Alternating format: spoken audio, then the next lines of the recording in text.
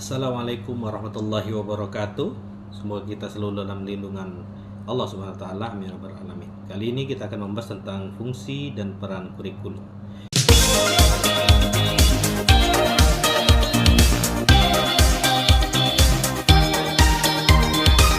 Kurikulum sebenarnya memiliki fungsi bagi guru, siswa, dan kepala sekolah, serta pengawas dan orang tua, dan juga masyarakat.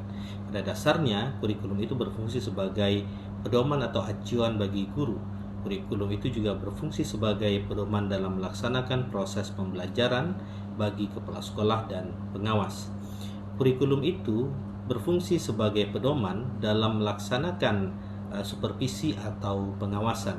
Bagi orang tua, kurikulum itu berfungsi sebagai pedoman dalam membimbing anaknya belajar di rumah, dan bagi masyarakat, kurikulum itu juga berfungsi sebagai pedoman untuk memberikan bantuan bagi terselenggaranya proses pendidikan di sekolah. Bagi siswa, sebagai subjek didik terdapat 6 fungsi kurikulum yang sebagai berikut. Pertama, fungsi penyesuaian, lalu fungsi integrasi, fungsi diferensiasi, fungsi persiapan, fungsi pemilihan, dan fungsi diagnostik.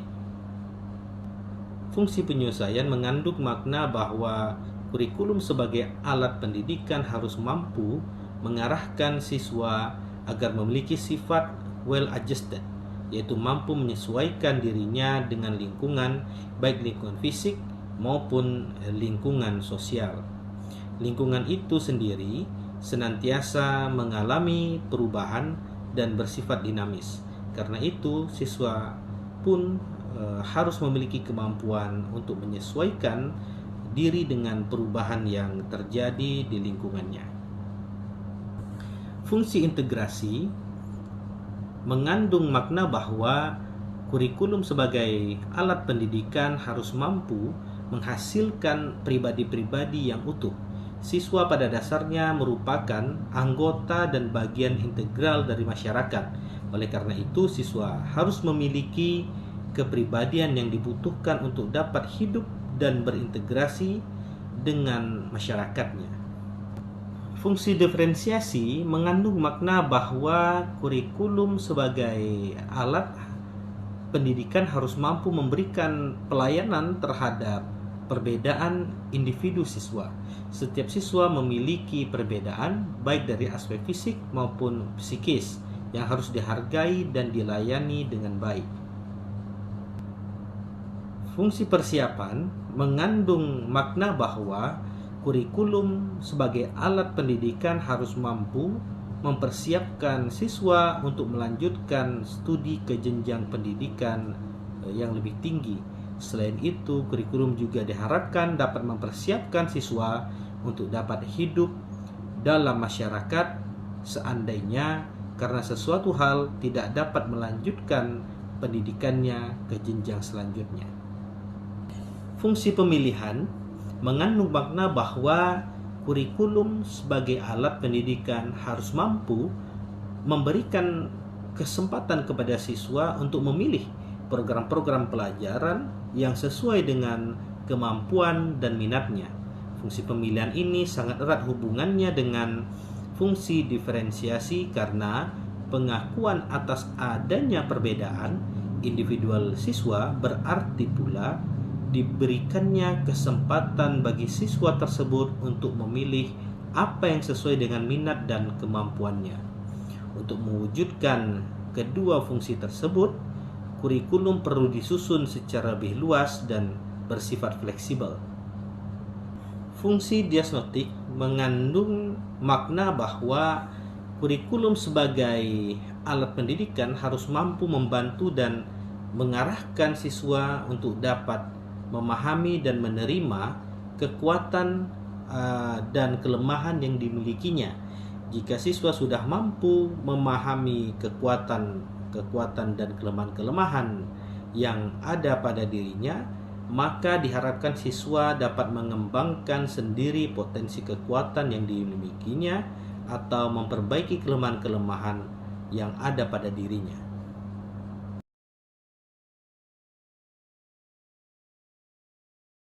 Kurikulum dalam pendidikan formal di sekolah atau madrasah memiliki peran yang sangat penting, strategis, dan menentukan pencapaian tujuan pendidikan. Terdapat 3 peranan kurikulum yang dinilai sangat penting, yaitu pertama peran konservatif, kedua peran kreatif, dan ketiga peran kritis atau evaluatif.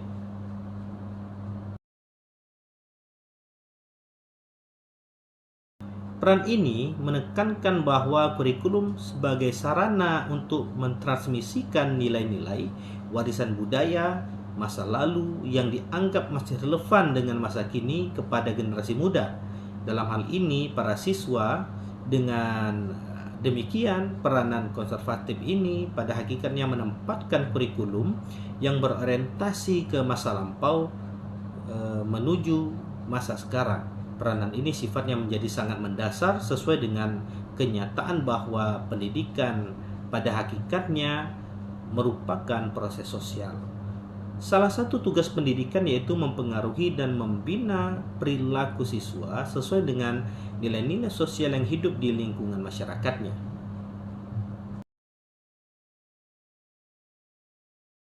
Peran ini menekankan bahwa kurikulum harus mampu mengembangkan sesuatu yang baru dengan perkembangan yang terjadi dan kebutuhan-kebutuhan masyarakat pada masa sekarang dan masa yang akan datang. Kurikulum harus mengandung hal-hal yang dapat membantu setiap siswa mengembangkan semua potensi yang ada pada dirinya untuk memperoleh pengetahuan baru, kemampuan-kemampuan baru, serta cara berpikir baru yang dibutuhkan dalam kehidupan di masyarakat.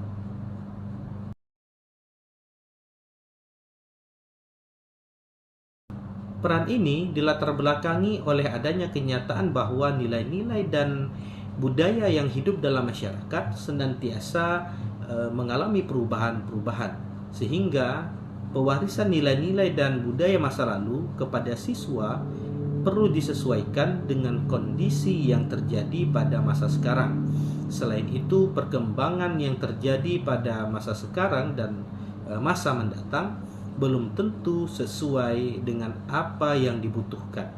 Karena itu, peranan kurikulum tidak hanya mewariskan nilai dan budaya yang ada atau menerapkan hasil perkembangan baru yang terjadi, melainkan juga memiliki peranan untuk menilai dan memilih nilai dari budaya serta pengetahuan baru yang akan diwariskan tersebut.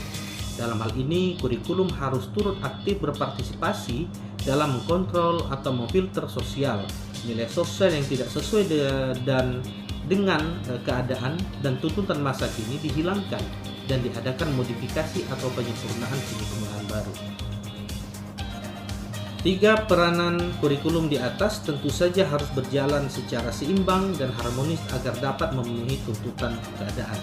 Jika tidak, akan terjadi ketimpangan-ketimpangan yang menyebabkan peranan kurikulum persekolahan menjadi tidak optimal.